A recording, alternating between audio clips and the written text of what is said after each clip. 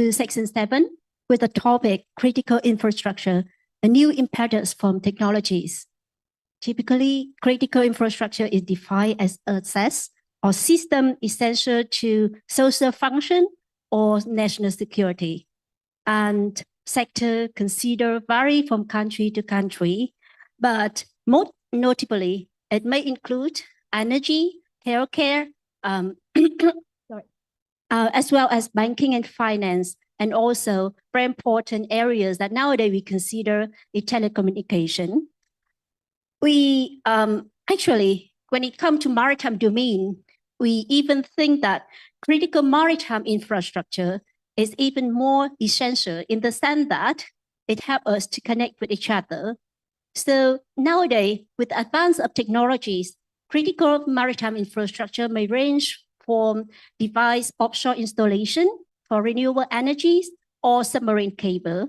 So today, with the 4 distinguished panelists, we'd like to discuss the rule of the roads, how to maintain the normal, uninterrupted operation of critical maritime infrastructure, and how and to what extent the maritime infrastructure can be in effect from big power competition or vice versa. In what way we can avoid the bad impact from big power competition on maritime critical infrastructures. So without further ado, I'd like to introduce our first speaker in the section today, Professor Christian Berger, Professor of International Relations at the University of Copenhagen. Professor Berger will join us online. And Professor Berger, the screen is yours. Thank you so much for the kind introduction, and thank you for having me. It's a shame that I cannot be with you physically today, although I'm not that far away. Actually, I'm currently in Hawaii, where it is late in the night now. Let me start in congratulating actually the organizers for putting this panel in the conference program, because the question of infrastructure is much more vital than we often think. We are discussing here no less than our future relation to the sea, and with it also the very meaning of maritime security. And let me elaborate that a little bit, drawing on the research that we're doing at the University of Copenhagen and also in the wider Safe Seas network. The core point is we are living in an age of maritime infrastructure. Our dependency on the sea has fundamentally and rapidly been increasing over the last 15 years. A lot of times this is primarily being discussed in terms of fossil fuel energy, pipelines, and the fact that oil and gas to a large degree comes from the sea. But let us not forget that the green energy transition actually is fully dependent on offshore installations, on offshore wind farms, offshore solar farms, and Vietnam in particular will be vital in this process because it has rich wind resources. And with the green energy transition, we are also looking at a global network of electricity cables that run underwater. That is quite obviously not the only kind of underwater cables that presents a critical infrastructure. Our internet is dependent on subsea data cables in Southeast Asia, but also globally. 95% of global communications across continents runs through these cables. However, we also need to have to think forward into the future, and hence look at future technology and how it will make us dependent on the sea. And here we need to start thinking about offshore carbon capture, offshore hydrogen plants, which will be vital for decarbonizing industries, in particular shipping, but also steel production and so on. And the hydrogen of the future will come once again from the sea. We also need to start thinking about concepts such as energy islands, which are new types of platforms of how we can actually use the sea. So we are living and gradually entering an age of infrastructure that has profound consequences of how we think about maritime security. And the key question that we have to address in this age is how are we going to protect these infrastructures and who is going to do it?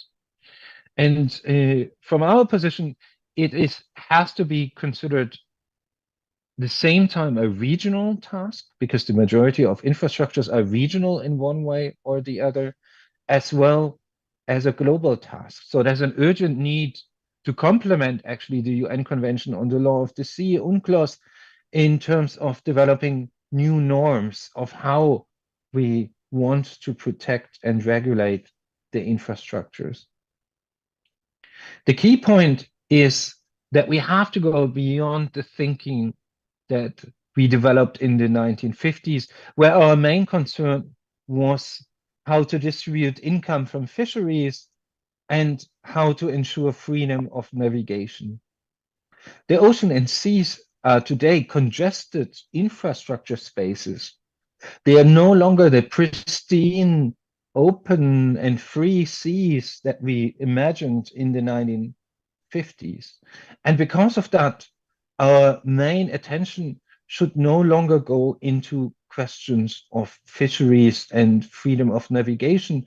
No, today, in the age of infrastructures, it is about the resilience of infrastructures that we are increasingly dependent on, and with the green transition, this will widely accelerate.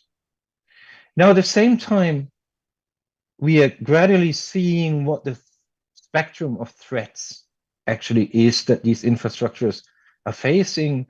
Last year in Europe, we had the Nord Stream attack on 2 gas pipelines, and that literally sent a wake-up call across European security policy makers in terms of how vulnerable these dependencies actually are.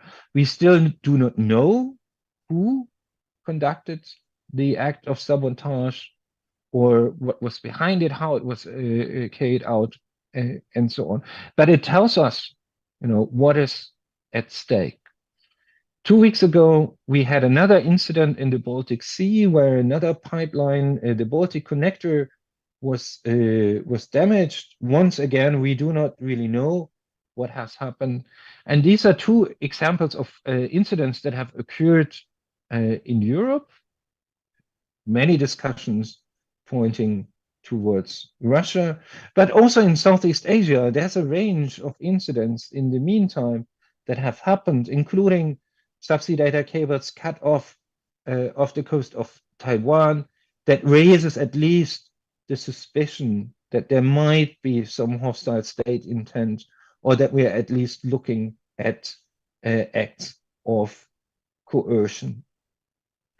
Now, I think we haven't started to fully adapt for what these transformations mean, our dependency on maritime infrastructures, and what that also means how we think about security.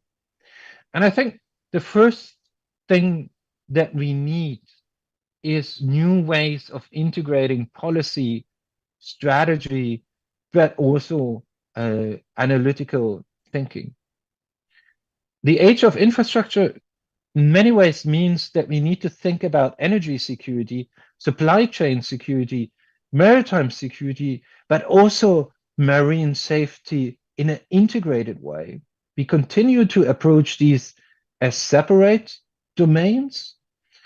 In particular, there are different professional discussions, but often also disparate policies. So there's an urgent need actually to integrate these fields, but also start considering how operational coordination on a national, but also on a regional level can actually be improved.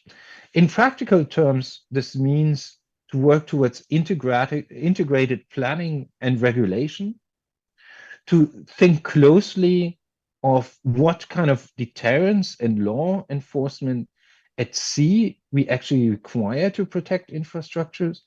In the case of Vietnam, it is in particular the upcoming wind farm installations. But we also need to start thinking about what kind of monitoring and information sharing solutions we actually need between different kind of stakeholders, but also between countries. And I think in many ways, this also calls for strengthening regional cooperation in critical maritime infrastructure protection. And it has to become an issue that goes right on top of the ASEAN agenda. There's also some potential actually of using existing regional marine safety treaties for that purpose, and partially even treaties that are in the realm of marine environmental protection. Crucially, perhaps, critical maritime infrastructure protection cannot be done without the industry, without the infrastructure industry, whether it's the cable providers, whether it's the wind farm operators. These are crucial in terms of providing information and surveillance. And in many ways, this is one of the necessary steps of the future, to work closely with these industries in thinking about what kind of protection is actually needed, but also in thinking about what forms of surveillance and operations at sea are required. Thinking about maritime domain awareness, surveillance, and monitoring of these infrastructures, I think more efforts are needed here, and that in particular concerns the underwater domain. Many years ago, we always spoke about the phenomenon and the problem of sea blindness. Well, there is a particular form of sea blindness that is the underwater or the subsea blindness. We know really, really little of what goes on under the sea, and many of the infrastructures are underwater, the electricity cables, the internet cables, and so on. But we also need to closely incorporate that on a regional level. So the Information Fusion Center in Singapore has started to monitor cable incidents, but it has so far not incorporated other maritime installations and threats to them. So this is one of the obvious next steps in terms of what the region actually could do. To sum it up here, there's much at stake in terms of our dependency on infrastructure.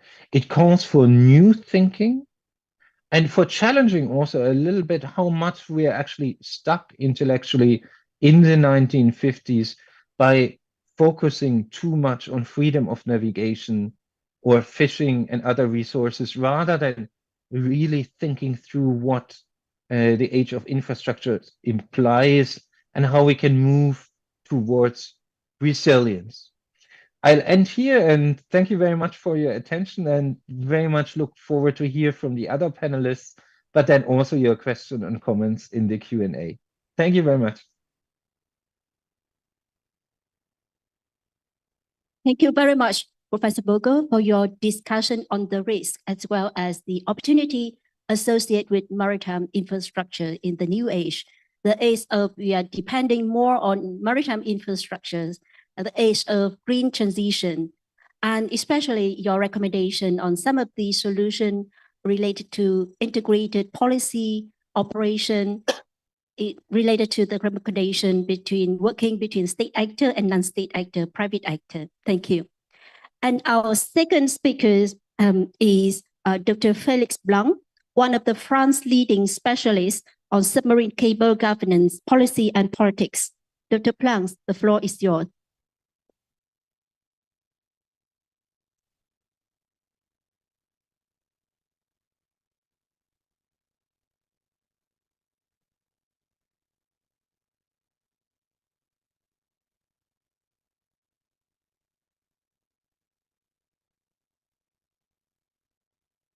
Good afternoon, ladies and gentlemen.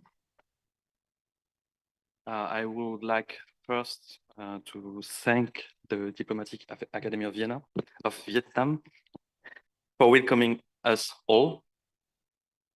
First, I want to say that opinions are my own, and I'm not speaking here on behalf of the French government.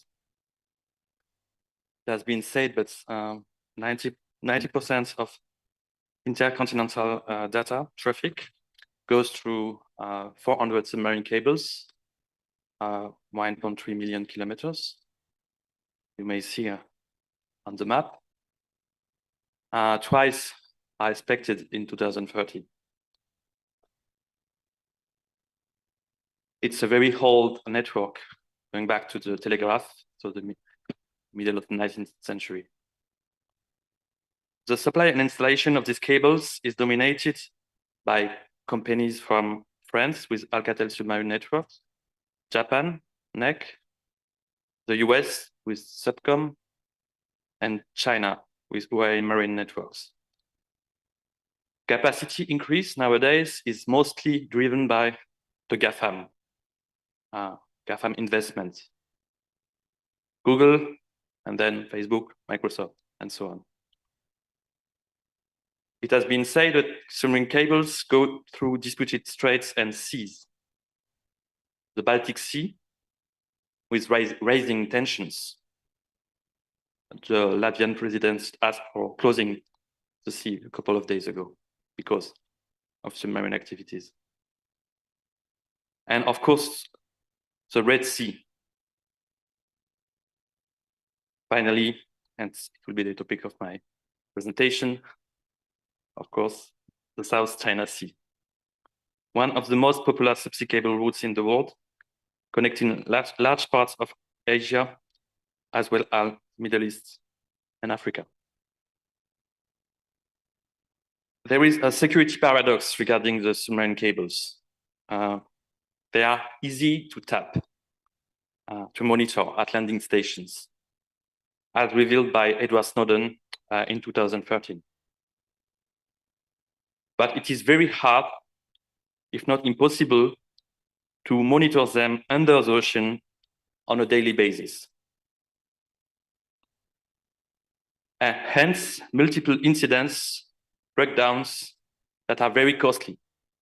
It can cost several percent of GDPs for our country. The most frequent breakdowns are due to natural or accidental causes involving humans, fishing and anchoring. But they become more and more vulnerable to intentional sabotage. When I started to work on submarine cable 10 years ago, there was not much public attention. Nowadays, and it was one of my mission to raise public attention. But now, with the public attention, we have, of course, geopolitical tensions.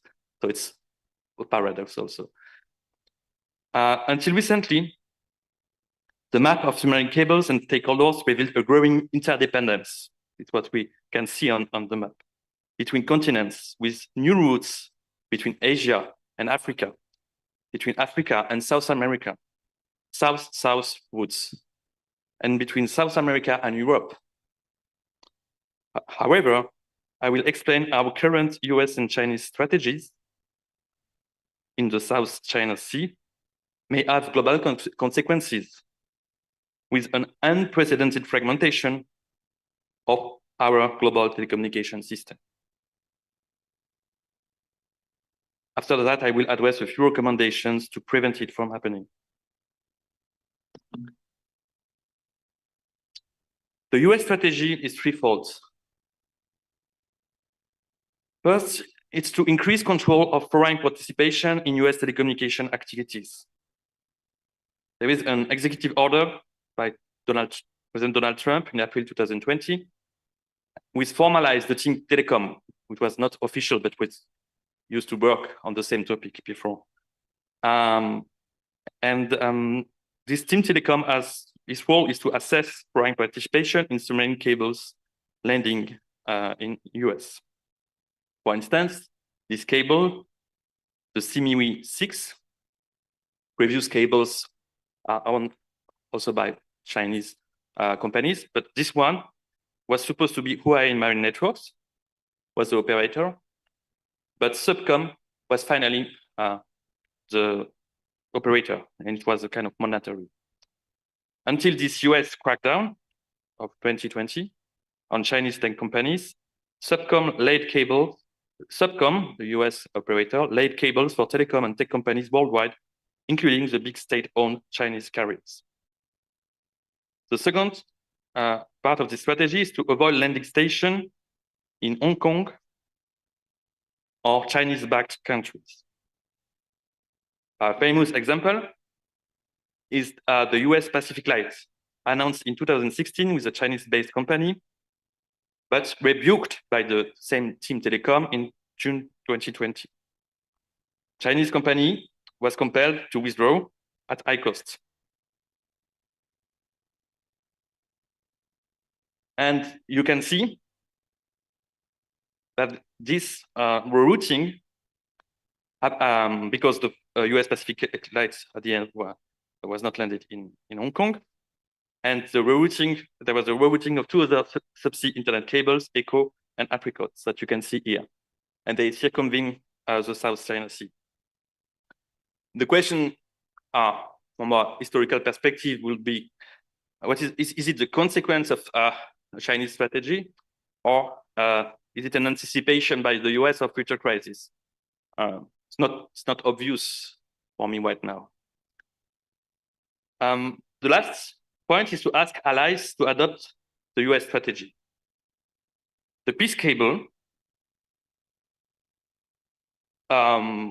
which lands in the port of Marseille in France, is entirely built by Chinese company with the French Orange Telecom. And it connects Asia, Europe, and Africa, as you can see. For the past year, there was a high pressure on the French government to withdraw from this consortium. But the peace was inaugurated last year. Recently, the House of Representatives passes the Undersea Cable Control Act, which requires the Biden administration to establish agreement with allies and partners to prevent China from taking participation in submarine cables landing in their country. So it is a very important step in this strategy.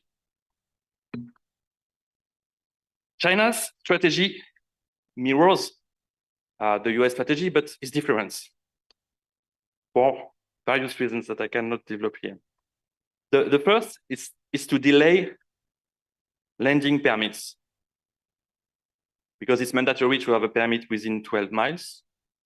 And for instance, the SGC2 from Japan to Singapore, Taiwan, and supposedly Hong Kong was delayed for years. The US tried to land it in Malaysia, but China refused, or asked the Malaysia to refuse. And instead of it, Malaysia went into this cable system, which is very similar, the CH2X. The second of the strategy is the asserting sovereignty claims on the South China Sea, with permit requirements for a cable project beyond 12 miles, which are not mandatory. Requiring permits for cable works gives China oversight and influence over the entities that control cable laying. But it's also a leverage to demand a seat at the table for infrastructure projects by requesting that its Chinese company, ships, or personnel are involved. The goal of this strategy is to have a share in the global markets, where it's currently roughly around 10%. And the three other is the rest. Last, Chinese non-public strategy, or at least that is in many mouths, is the disruption of neighbors' network. Taiwan, Matsu Islands have been evoked, and recently Taiwan unveiled first locally built submarine cables, like a month ago.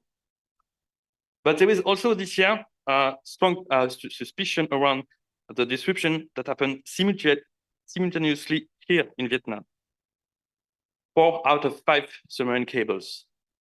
And surprisingly, but it may be, as it happens in history, a coincidence, it's only the Chinese-owned cable that was still active, the AAE1.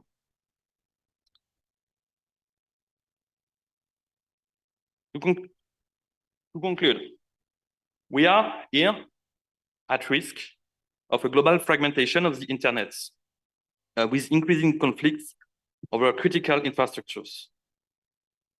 We are therefore in urgent need to convene a multi-stakeholder body to revise current treaties, notably UNCLOS, and agree upon dispute resolution mechanism and protection of civilian infrastructure in wartime. Why? Because submarine cables are critical infrastructure for peace. They stretch over the seabed of the oceans where no one can reasonably pretend to protect them. They need a common pledge to non-interference. Second, submarine cables are the backbones of international communications, of our global conversation, of our diplomacy. They need landing stations accessible for each country, even in landlocked countries with no access to the sea. And last, submarine cables are also vital for global economy. Maps reveal how interconnected we are, how dependent we are one with each other.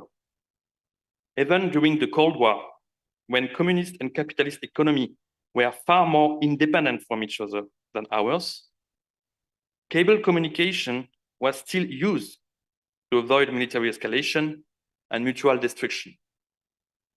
For all these reasons, ladies and gentlemen, submarine cables are a faithful guide to illuminate the gray and light up the green.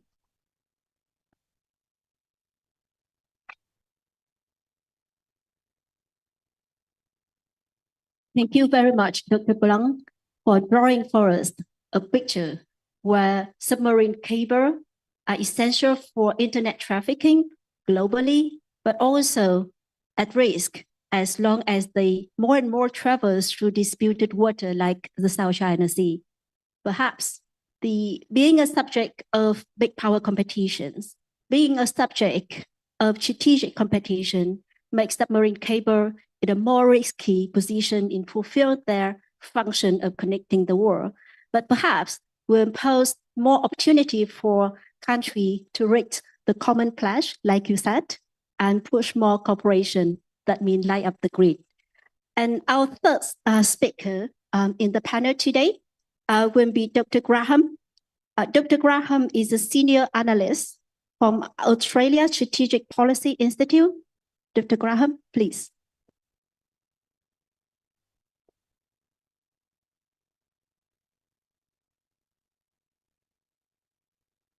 Thanks very much. And let me extend my gratitude to the Diplomatic Academy of Vietnam for inviting me back to this fantastic and very necessary annual conference.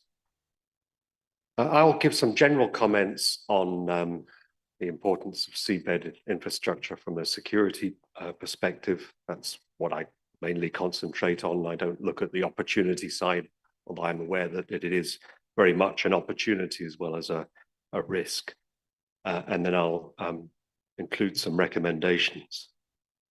I think it's important to start with the assertion that it's not just about communications cables, although I think we're concentrating quite heavily on that in this session. As was already flagged in the introductory comments, energy is also very much part of the critical seabed infrastructure mix. Energy and communications are really strategic sectors. So I think it justifies the national security label of critical infrastructure. The vulnerability of seabed infrastructure is becoming increasingly clear on a global basis, as was already referenced, the attacks on the Nord Stream pipeline in the Baltic and the recent incidents there, both of a gas pipeline and two communications cables across the Gulf of Finland, have have brought this really into the real world. It's not a notional threat. And as Felix said in his presentation just now, closer to where we are here. Earlier this year, there was a very significant disruption of Vietnam's marine communications cables, which malfunctioned simultaneously in the early part of 2023 in circumstances that remain unclear. An Australian late admiral called James Goldrick sadly died early this year. To the naval folk in the audience, there is a term, sea lines of communication, that may be familiar to you. It's about shipping. The security of shipping is often used. He made the point that the real sea lines of communication in the contemporary age are the fixed infrastructure on the seabed. And unlike ships, they don't have the ability to move around or divert or reroute as easily. And that makes them much more vulnerable into the bargain, especially in shallow water. And both the Baltic and the periphery of the South China Sea, of course, the center of the South China Sea contains some very deep water, but around the periphery, it's shallow. Therefore, it's easier to access. Accidental shipping accidents can be as minor as a trailing anchor because communications cables are not frequently buried. They're on the surface, so they're much easier to disrupt than fixed pipelines that are concrete cased. They, of course, can be damaged, as the Nord Stream attacks show, but it takes a significantly greater effort to do so. So that makes, I think, seabed infrastructure a tempting target, both in what we refer to as the gray zone.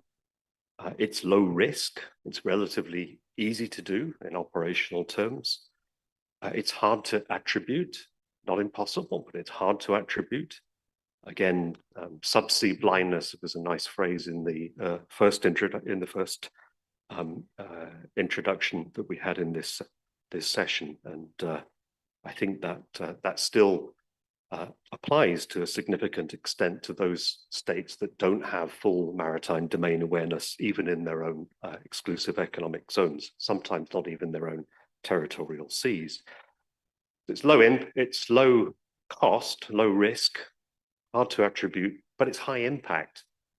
The effect is almost comparable to a quasi-blockade, a blockade of energy, a blockade of electrical power, a blockade of information. So those will have significant pressure tactics at the darker end of the gray zone spectrum. And in an armed conflict, if we're unfortunate to be in that situation, they're very likely to be targeted very early on in a conflict, as they have been in previous wars. Geography is still a major factor in determining vulnerability. So technology offers some promise to alleviate vulnerability, but technology is still a determining factor. We'll come back to some cases of that in my recommendations. I'd like to point out that it's not simply all about the vulnerability of civilian infrastructure. It flips around in one case because there is a dual use potential to submarine fiber optic cables as sensors using a technology known as distributed acoustic sensing. Fiber optic can be used as a sensor with potential military applications, both for subsurface and surface. It relies on using light pulses to detect minute seismic variations, but that can be spun on in a militarily useful way. And that carries implications for how one regulates the sector, because clearly that if civilian infrastructure has military applications in that way, it can be legitimately targeted during a conflict. There is limited capacity in the cable laying industry. The total that I have is 60 cable laying vessels globally. That's a pretty small fleet considering how much economic activity relies on that infrastructure. They are very busy in normal times. So if there is a crisis, can you depend on surging that, particularly if you can't compel the private company to do that on national grounds? The legal international regulatory framework is, I think, widely acknowledged to be insufficient, at least beyond the territorial sea. We've heard a little bit about that already in the previous session, the references to offshore installations and having safety zones around them. I mentioned in the context of the recent incidents in the Baltic and elsewhere that this is, I think, becoming increasingly a geopolitically freighted area. So I think it's worth recognizing that international cooperation is driving governments to take a much more interventionist role and to cooperate with each other. And there are examples of that with Australia being involved collaboratively with the US and Japan in laying subsea cables to parts of the South Pacific. I'll try and go quickly through my recommendations.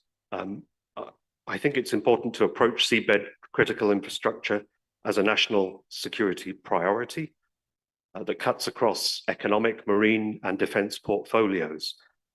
Governments should designate seabed infrastructure as critical if they haven't already. If they need to, stand up a task force that will push the policy and legislative envelope if required. Subsea cables are strategic assets, so are the significant energy pipelines. Secondly, regulation, as I've said, internationally, it's underdone. Dr. Nguyen Hung Song said in his opening remarks at this conference that the Code of Conduct doesn't address seabed critical infrastructure. So can it be included? The draft remains open. Southeast Asian nations, I think, have an obvious interest in opening that discussion with China. Deregulation, the flip side of that, may be important at the domestic level, particularly where you have a dominance of state sector companies. State sector companies that maybe they don't have the necessary flexibility to accommodate private industry actors. But I think it flips around. State sectors may have advantages where governments are forced to step in and where private industry won't bear the risks or the costs associated with geopolitical competition. In terms of resilience, it's important to build in redundancy, by which I mean surplus capacity in submarine cables to avoid single points of failure. That's easy to say from the podium here, but expensive and difficult to do in reality, especially where cables converge around offshore junction points and onshore terminals. Decoupling, or de-risking as it's now more popularly known, between the US and China may also require third countries to invest in more a separation of hardware, given that there may not be the ability to have one's cake and eat it too, as the expression goes. Standards may be set increasingly in exclusive terms, also for security reasons, by both US and its allies, and on the other side, China too. It's important to explore alternative routing for cables where geography allows this. Vietnam is among those most geographically constrained, so one also has to recognize that there are limited options, but one must also be open to technological alternatives. Satellite occupies a fraction of the bandwidth, but we need to keep an eye on how the technology evolves and be prepared to invest in that, particularly in an extreme contingency. Look at what Ukraine has done with Starlink, for example. And in the use that reliance on pipeline gas.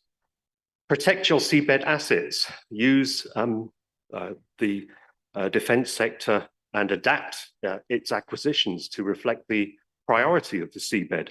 The UK has done that recently by procuring a general purpose surveillance vessel. I think that was in response clearly to the Nord Stream attack.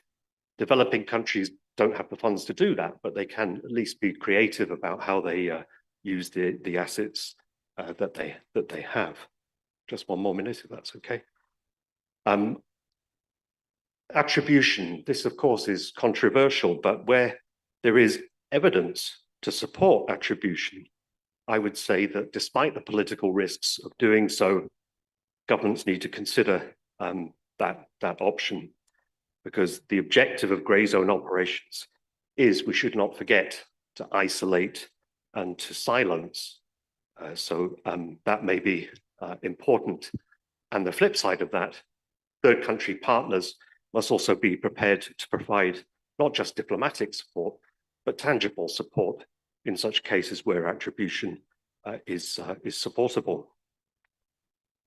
Finally, I think the recommendation would be to monitor what happens in the EEZ with marine scientific research. If coastal countries lack the resources to do so themselves, that may be something that partners can help them out with. The Information Fusion Center was mentioned in the first presentation in Singapore, and there may be other options available. Thank you for your time.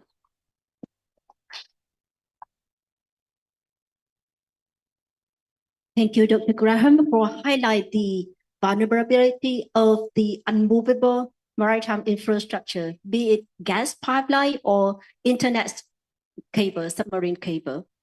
You also alerted on the impact of like blockade effects of the sabotage on submarine cable, which is low cost but high impact, especially during the time of war. It may be very effective, but during the time of peace, it may be considered as a kind of gray zone activity. And thank you also for your recommendation for a series of action individually by different states or together by country in the region, including the means through technology, the means by information sharing, as well as technology advancement uses. Last but not least, we have our fourth speaker, which is Dr. Son O'Malley. He's from Korea and working for the Dongseol University. Dr. O'Malley, please, you have the floor.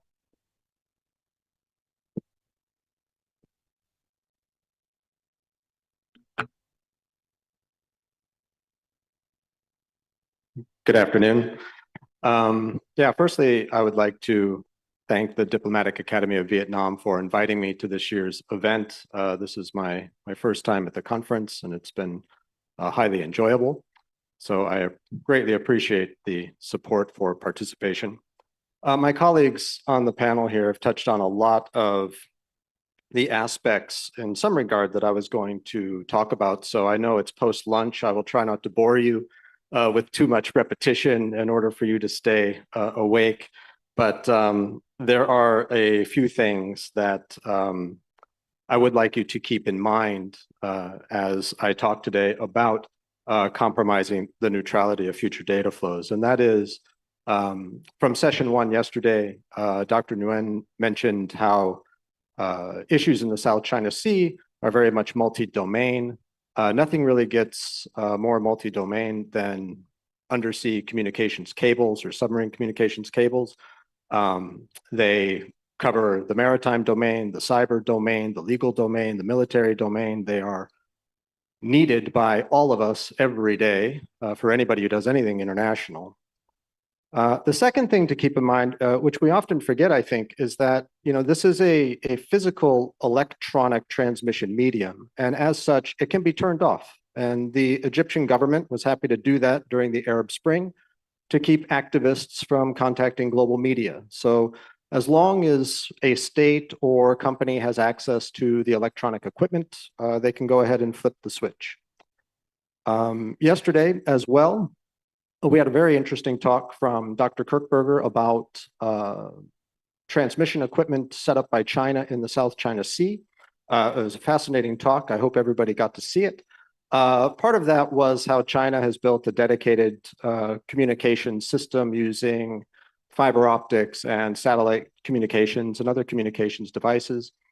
That is okay when you're on a closed system, but in a submarine cable system, if it is international, which means it has landing stations on 2 different territories, then it is basically an open system. It's a public system. And we still have a lot of military transmission traffic from around the globe that goes on this public network.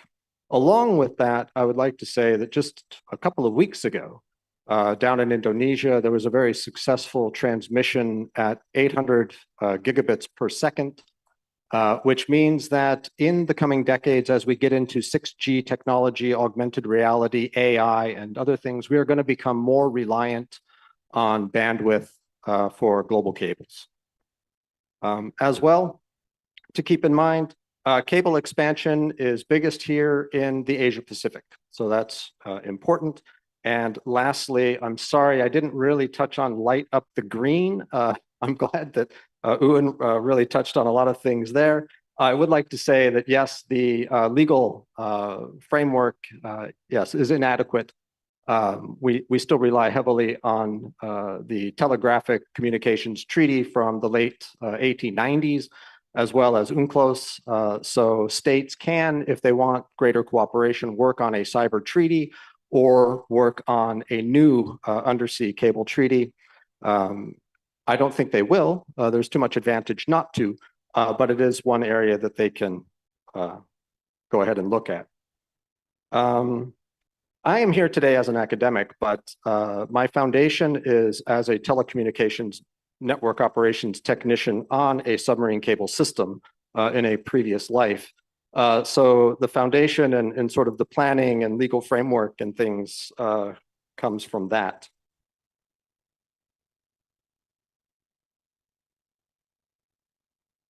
Can I get a movement?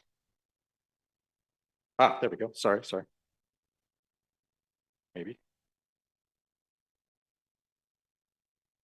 What?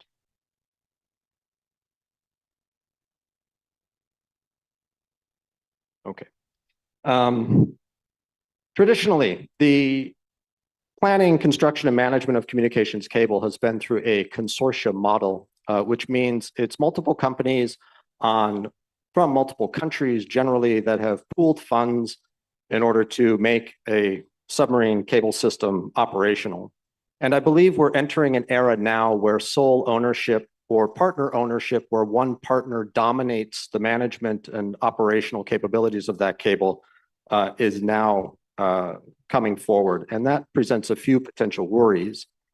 If current trends continue, and I see no reason that they will not, we are going to have a compromised data flows globally due to the dominance of global interaction capacity, that is social interaction capacity and physical interaction capacity, by what are termed hyperscalers in the industry. And these are platform operators requiring massive data throughput, like Alphabet, the parent company of Google, Meta, formerly Facebook, Microsoft, Amazon, and others. And when you add to this the growing geostrategic competition that is out there currently, we may see a balkanization of the internet or regional cyberspaces.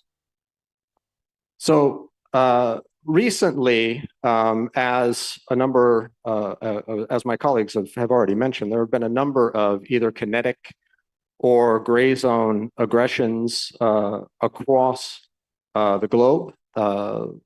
Russia targeting energy infrastructure in Ukraine, the seizure of the Zaporizhia nuclear power plant by Russia in the Baltic Sea, the infrastructure, cable communications included between Finland and Estonia, Vietnam recently, and the Matsu Islands off the coast of Taiwan.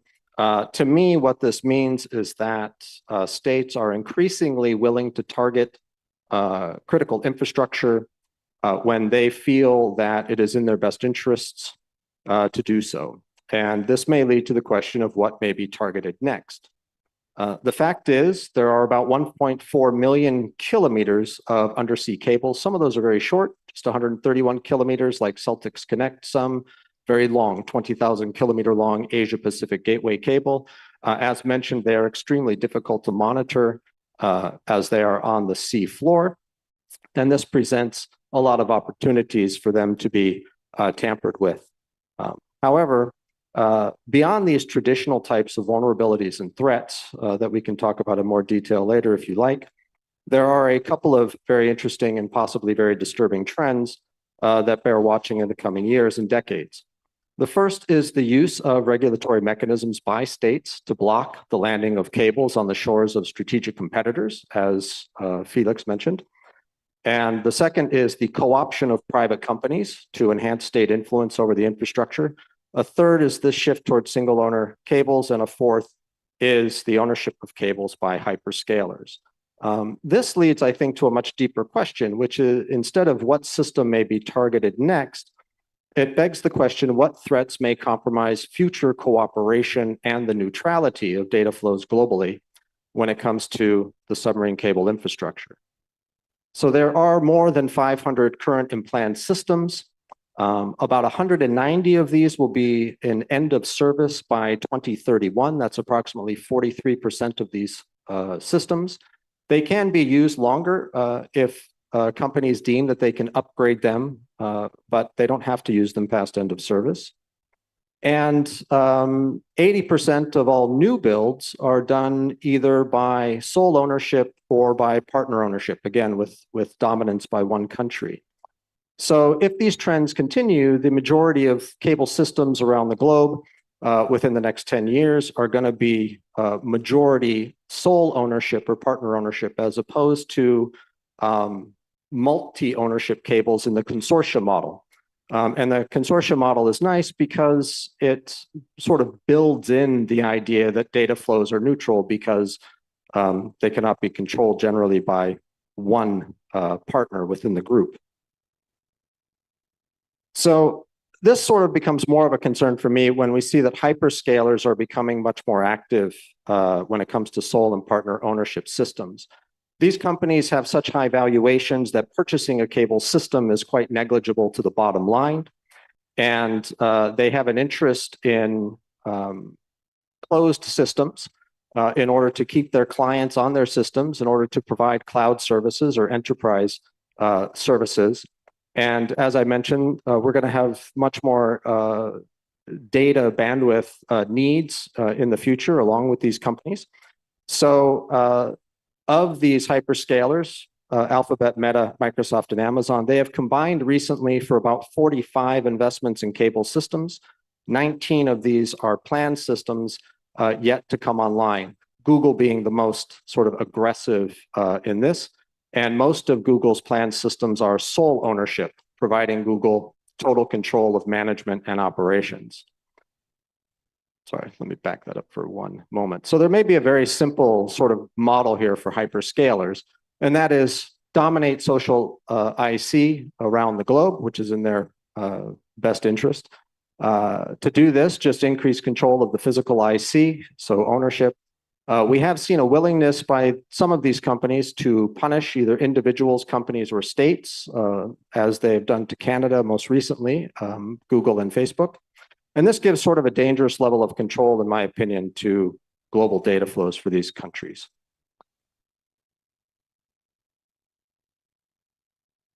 As well, there is a nexus of cooperation between states, hyperscalers, and certain submarine cable equipment suppliers. There are 4 main suppliers in the world. I'm sure many of you are aware, as was mentioned earlier, that Huawei has been the target of US sanctions, and it's the only equipment supplier that's been accused of espionage globally.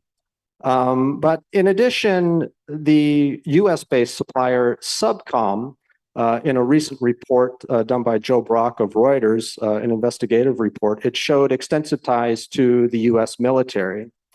So 2 of the 4 cable equipment providers have basically been co-opted by a state, Huawei, or they now term themselves HMN, by China, and Subcom by the United States. And they may, if required, be acting as an appendage of the state. We don't really know. We can't make that determination yet because, of course, such business operations are not privy to public knowledge. So we already know, however, that Alphabet, Meta, and Microsoft all signed on to the US National Security PRISM program well over a decade ago, and they provide data access to the National Security Agency. So it does beg the question, Subcom is providing systems for all of Google's planned sole ownership systems.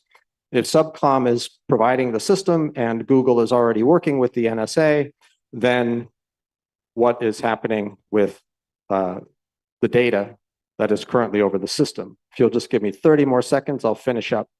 In the short term, when we discuss issues regarding critical infrastructure, I think the potential for kinetic and gray zone aggressions should be a priority for policymakers. But I would argue in the medium to long term that policymakers really need to be concerned with maintaining a cooperative environment in order to ensure the neutrality of data flows across the submarine communications cable network. We've already heard the possibility of fracturing cyberspace. That is a concern of many. I would say that this potential is there because of a few reasons. The increase of cable ownership by hyperscalers as cable systems retire, along with the current strategic competition that encourages interference with critical infrastructure. These two things together will drive possibly the compromising of data flows. And the fact is that with the trafficking of data flows on these systems, that hyperscalers can work with like-minded states to control those flows, which means that data may be heavily manipulated.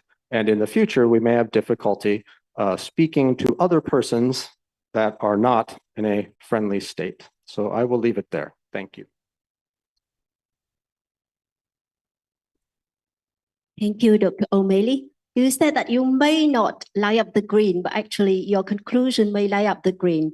As long as you point out the long-term threat to the neutrality of the data flow and the need to maintain a more cooperative environment for policymakers, I think we have enough food for thought for open up the Q&A section for this panel. Please. Yes, Professor Beckman, please. Yeah, a couple points. First, on the law of the sea, I think it should be pointed out that the law governing submarine cables originates in 1884 for telegraphic cables. That same law was put into the 58 conventions, and the 82 convention was drafted in the 70s. It was adopted in 1982, and the age of the internet is January 1st, 1983.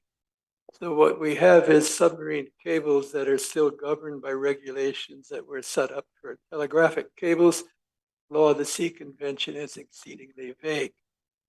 The other issue I'd like to highlight, which is mentioned, is the criminal jurisdiction. Most states' laws stop at their 12-mile limit. They may cover their ships that are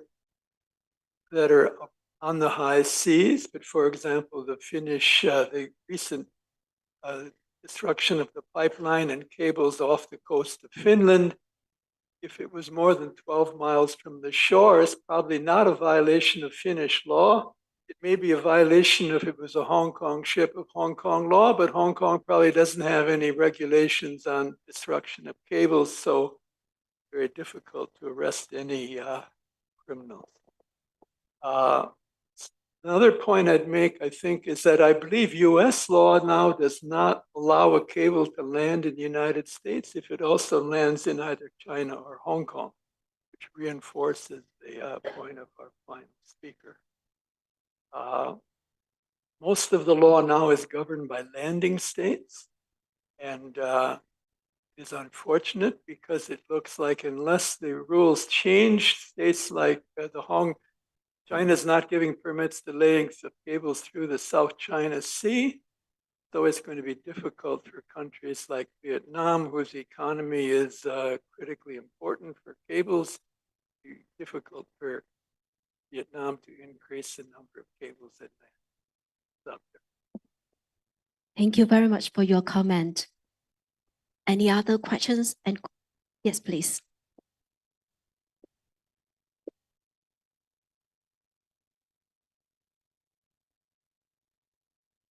Thank you very much for your presentations. During this session, Russia has been mentioned multiple times, and I just can't fail to make a few remarks on that.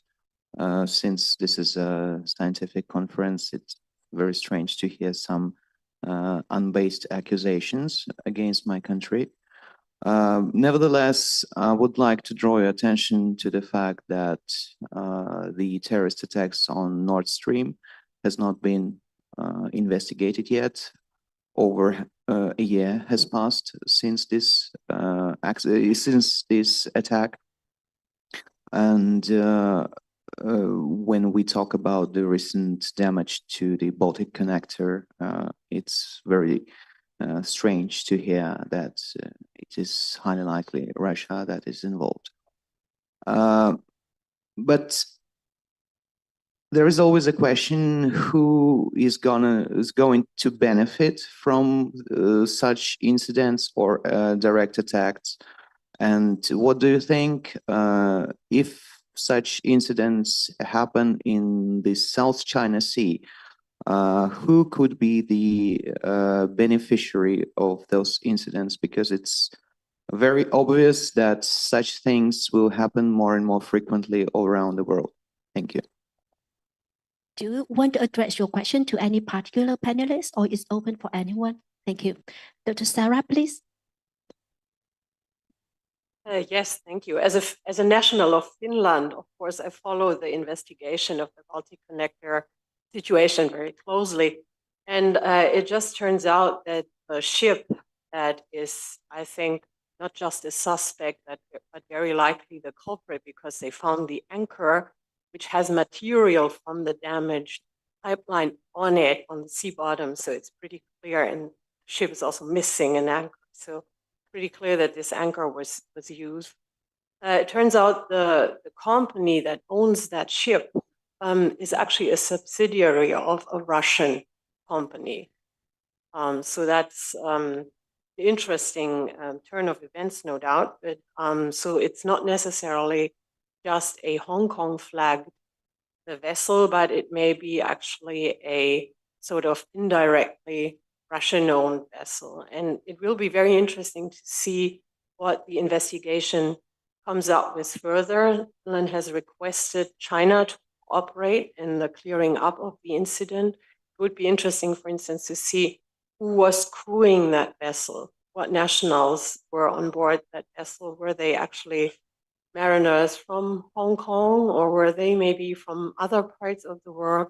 I think the investigation is going to be quite interesting, and we should all follow what kind of evidence turns up.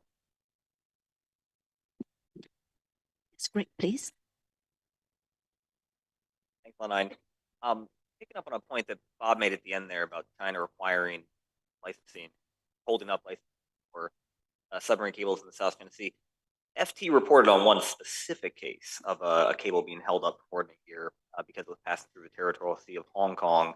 And we've seen strong implications that China is putting pressure on other companies who are, in general, considering laying a cable in the South China Sea. Is anybody on the panel aware of specific cases of China either considering extending licensing beyond the territorial sea or pressuring companies who are laying cables beyond the territorial sea? And again, the question is open to anybody on the panel. All right. Thank you. So we have 2 comments and 2 questions from the audience. Anyone of you would like to address the question or would like to give the feedback for the comments? And it's open for Professor Berger as well. Please raise your hand if you would like to.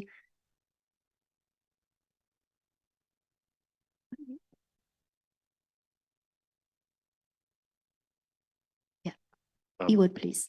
Thanks. I'll just address the comment from the Russian participant, just to echo what Sarah Kirkberger had said, that the reports that 2 vessels were identified pretty quickly as being the only vessels that were in the right locations at the right time. So there's not a definitive attribution from that, but I think it's legitimate to point that out. And the fact that those facts were released very quickly by the authorities, I think, is also instructive. In terms of the wider strategic calculation, if I put myself into a Russian pair of shoes, I would be careful about escalating in the Baltic, given that now not only Finland but Sweden are going to be NATO members. Geography does not favor Russia's situation in an escalatory situation, particularly given not just the ability of the Baltic fleet to sail out from St. Petersburg, but also the removal of Kaliningrad from mainland Russia, divided by the Baltic. So gray zone may work up to a certain point, but geography is still important. And I think in the Baltic, it does not favor the Russian position. And Professor Burger, please. Yeah, lots of interesting questions and many things to discuss.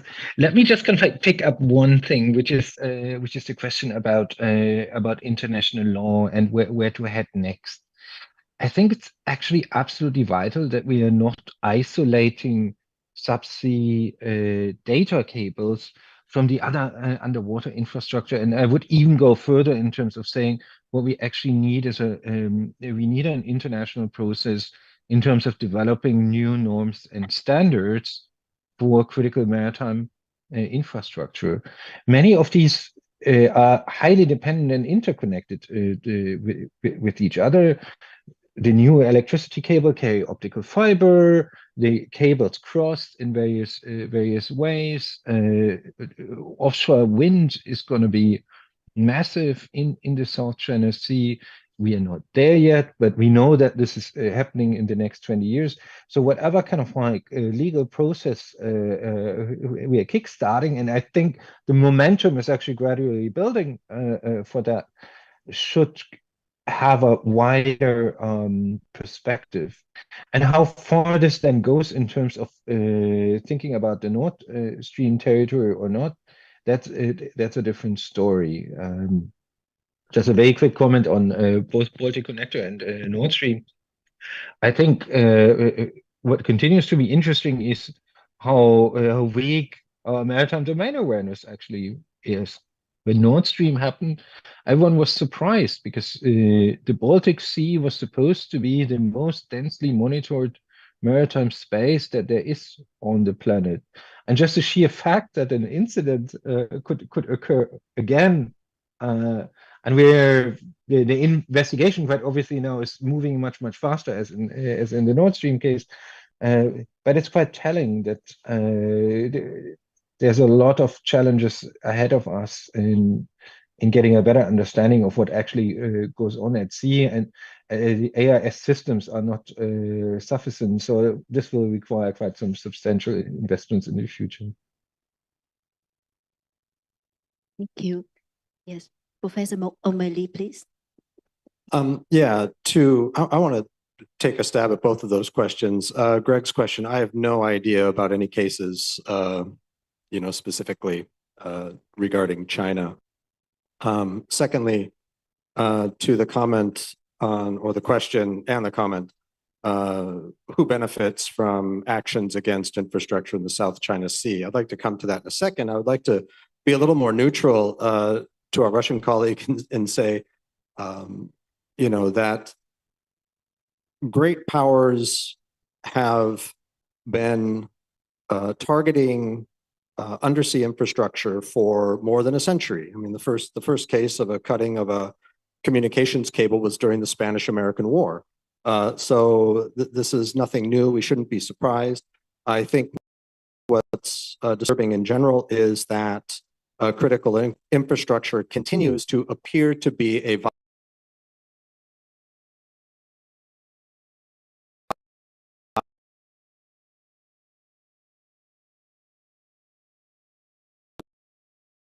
still under investigation. There are lots of allegations that it was the Ukrainians who did it as well. So before laying the blame, attribution is always difficult in cyberspace. It's always difficult when you're talking about ships on the sea. We know for the Matsu Island group off of Taiwan that it was 2 Chinese vessels that damaged the communications cables there. And we believe, and that's not to say they were state-owned vehicles, they were both private. However, we know that China has been quite flexible in its use of private and semi-private shipping for certain things. So there's just a lot of coincidences going on that need some answers. As far as who benefits from targeting here in the South China Sea, it depends on the piece of infrastructure, where it lands, if it comes in submarine cables, where it lands, and what message you're trying to send. It doesn't surprise me that the Matsu Island group cables were damaged. They go from Taiwan. China's been sending signals to Taiwan that they're unhappy with a number of their policies over the last 2 years. So I'm not saying that we can definitively attribute that to China, but we shouldn't be surprised that certain things happen out on the open seas. Again, they've been happening for well over a century.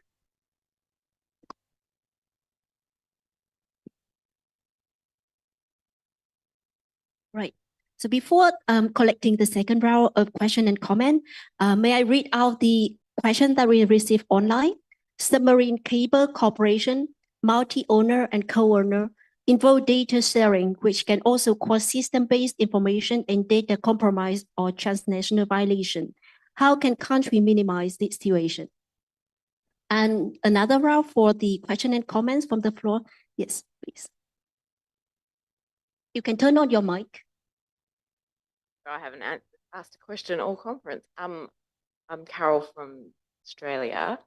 I just wanted to pick up on the comments that have been made about surprising lack of maritime domain awareness when it comes to these cables, and to ask the panel about whether you see that or how you see that changing with the trends we now have on the development of AI and autonomous underwater systems, and how that might change the calculations and the discussion that we're currently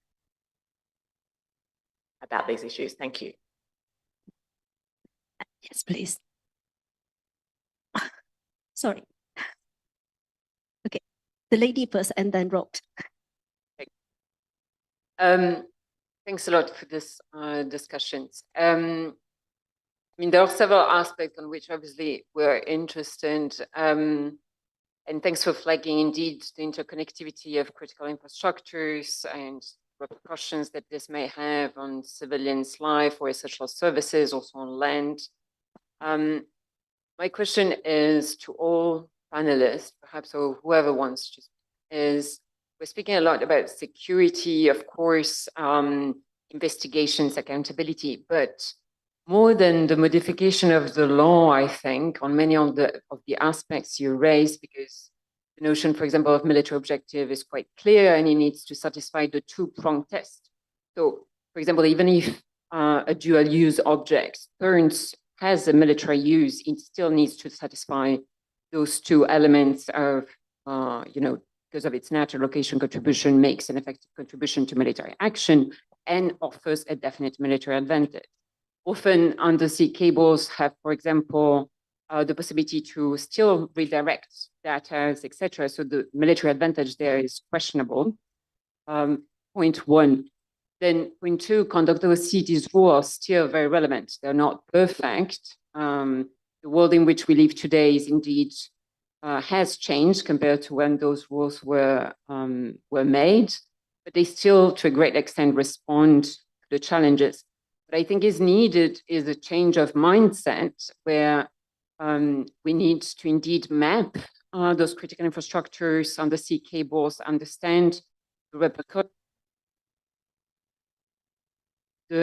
reverberating effect on the civilian population or civilian object. And perhaps this needs considerations already in peacetime. And so my question is, what is being done? What are the discussions that that are taking place among experts, but also obviously among states, in order to minimize those effects in case worst case scenario erupts. Andrew, please. Thank you very much. This is to anyone on the panel who would like to talk about it, but all four of you talked about this combination of vulnerability with lack of a regulatory regime for protection. And I guess my question is, to what extent will the hyperscalers push for regulation to protect their vulnerable assets, or do you think that their preference is still for a light regulatory regime or no regulatory regime? To what extent do you think they will be actors in trying to raise or better the regulatory regime? Thank you. Before turning back to the panelists, let me read out another question coming online from Charlie Brown. How best can gaps in international law regarding protection of undersea cable and infrastructure be addressed? What kind of national, regional, or international effort can be organized to make progress? Right, I'd like to give back the floor to the panelists. Any one of you would like to address any of the questions from the audience and or online? Yes, Dr. Felix. Yes, so several questions. First, regarding the question of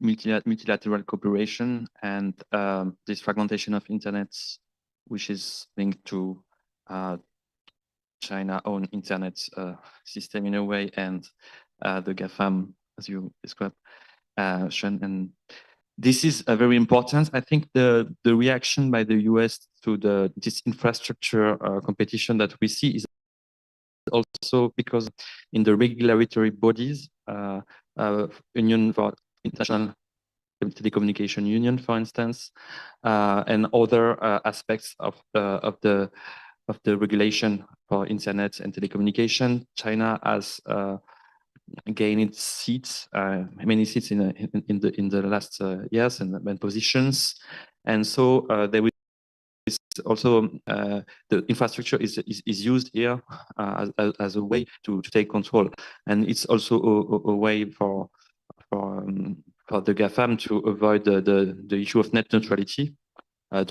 Because net neutrality is the translation of common carrier regime, and we should call it a common carrier regime because it's, I think, clearer as a concept that as net neutrality. In common carrier, it means that you have when you have stake in a consortium, that you all have the same right to use the cable at the same speed, and there is no degrading of your activities regarding what you pay for instance, which is happening now with in Africa, for instance, with some GAFAM, and so it's very important. The second point about peacetime and wartime and the treaty that are not suited to current times, I think it's true that we lack and also for attribution in case of criminal acts, we lack here, I think, an international body or something that we have to look for, though. So it's the treaties, but it's also the way to dispute resolutions, and it's because of course it targets civilians as user of the cables today, and on this, I think we have to think about a way to do compartmentation of the cables. For instance, I have worked on a cable between Europe and South America, and they have reserved a pair of optical fibers for research and scientific cooperation. It's for the like telescope that are in Chile, and it's all the laboratories, not all the laboratories, but laboratories in Europe that want to cooperate. They have built a cable for this purpose, and they have then draw commercial investment. And I think we need to regulate the cables and take care about the use of the cables in peacetime and have different regimes for non-commercial use, for commercial use, and also for military uses. because military uses if it's the reason for targeting entire populations in peacetime without attribution. I think here we have a very big issue, and it's maybe technically and legally it is feasible to find a way to avoid these problems, especially because now more and more communication go through satellites because of fleets that are sent in not only by Elon Musk, and satellites communication are not I think will be more and more used by the military. And so the question is raised: can we, in a way, make the submarine cables immune to this kind of attacks that we have discussed for the past days? Thank you. And Professor Becker, please. Yeah, thank you so much. Very quickly on the question of technology and the big tech companies. Those two are actually related in an interesting way. There is quite some interesting new surveillance technology being developed. So, for instance, Google is now using autonomous floating sensors to start monitoring actually the cable. So everything is still in experimental phase. If it comes to the shipping industry, they are now increasingly developing their own satellite networks for navigation purposes. So there's quite some fragmentation going on if it comes to maritime surveillance into different kinds of proprietary systems. And here's basically then the problem. If you really want to address critical maritime infrastructure protection, then it needs to be approached as a private-public enterprise, and we need a discussion on what kind of obligations are we actually putting on the industry in terms of sharing their surveillance data. At the same time, it also becomes a question of who is actually going to pay for critical maritime infrastructure protection. Is it the consumers? Is it the taxpayers? Or is it the shareholders of the big tech companies? So that's a major discussion in all of that, both when we're talking about big tech, but also big energy and big shipping. Who pays for it? And who then actually employs the technologies. And the problem, quite obviously, with military surveillance technology is always it's much more expensive if the military does it than when a civilian entity or a private entity is doing. Very last note on a potential global process. Let us also not forget that it's only 2 years ago that we had a discussion on maritime security in the UN Security Council, which was chaired by India. And in that very discussion, quite a number of states, including several African states, Russia, India, actually proposed to develop a cooperative global maritime security structure.